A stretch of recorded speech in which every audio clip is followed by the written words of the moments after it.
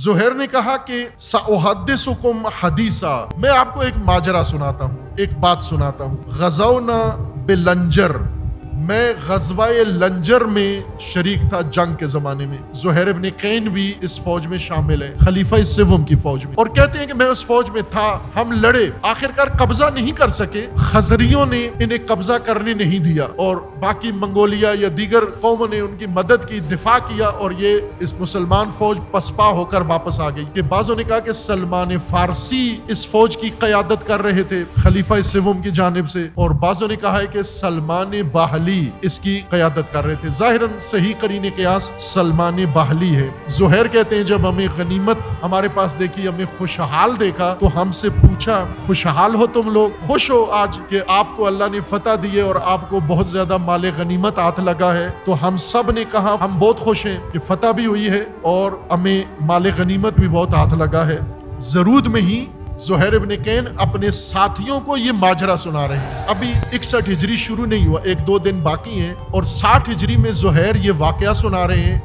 پیش کب آیا؟ 25 سال پہلے یا اس سے بھی زیادہ پہلے، چونکہ 35 ہجری میں خلیفہ سوم قتل ہو گئے اور وہ بحران کھڑا ہوا، تو یہ جنگ اس سے پہلے ہوئی جب ان کے اقتدار کا، مضبوطی کا زمانہ تھا۔ آج زرود میں اپنے انقلابی فیصلے کی دلیل کے طور پر بتا رہے ہیں کہ میں کیوں امام حسین کے ساتھ شامل ہوا۔ کیا امام حسین نے مجھے کچھ کہا یا کچھ اور مجھے نظر آ گیا؟ اس کے بعد سلمان باہلی یا سلمان فارسی نے کہا اس مال غنیمت سے زیادہ خوشی آل محمد کی معیت میں لڑنا اور آل محمد کی رکاب میں لڑنے سے تمہیں نصیب ہوگی۔ اس وقت جو غنائم تمہیں ملیں گے دنیا و آخرت کے، وہ اس جنگ کے غنائم سے کوئی موازنہ نہیں کیے جا سکتے۔ اب ظاہر ہے یہ سوچنے کی بات تھی، ظاہر ہے زہیر اور باقیوں نے سوچا تو ہوگا یہ ہمارا کمانڈر یہ کیا باتیں کر رہا ہے۔ آج حکومت خلیفہ سوم کی ہے، خلیفہ سوم بنو امیہ سے ہیں، ان کی حکومت میں کوئی اہل البیت اور آل محمد کا کارکن بھی نہیں ہے، کسی عہدے پر بھی نہیں ہے، اور انہوں نے اپنی حکومت مکمل بنو امیہ سے تشکیل دی ہے، تمام کلیدی پوسٹیں ان کو دی ہیں، اور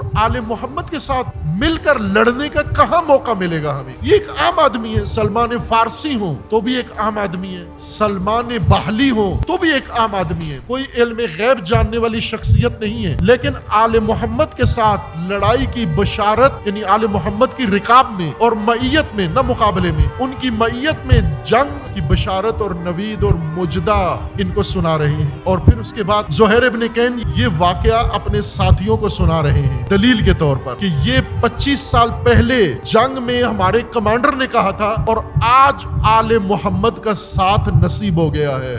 آج مجھے وہ واقعہ یاد آیا ہے، عمر بھر سوچتا رہا کہ ہمارے کمانڈر نے اس حالت میں یہ کیا کہا۔ تو زہیر کہتے ہیں کہ اب جب میں امام حسین کے سامنے گیا، میری نگاہیں ان سے ملی تو مجھے یاد آ گیا 25 سال پہلے اپنے کمانڈر کی پیش گوئی کہ آل محمد کے ساتھ جب لڑنے کا موقع ملے تو پیچھے نہ ہٹنا۔ اگر خوشی چاہتے ہو، غنائم چاہتے ہو، دنیا و آخرت کی غنیمت چاہتے ہو تو آل محمد کے ساتھ شامل ہو کر ان کے ساتھ لڑنا۔ بس اس وجہ سے سنو، اب میں تمہیں وداع کرتا ہوں، اللہ کے حوالے کرتا ہوں۔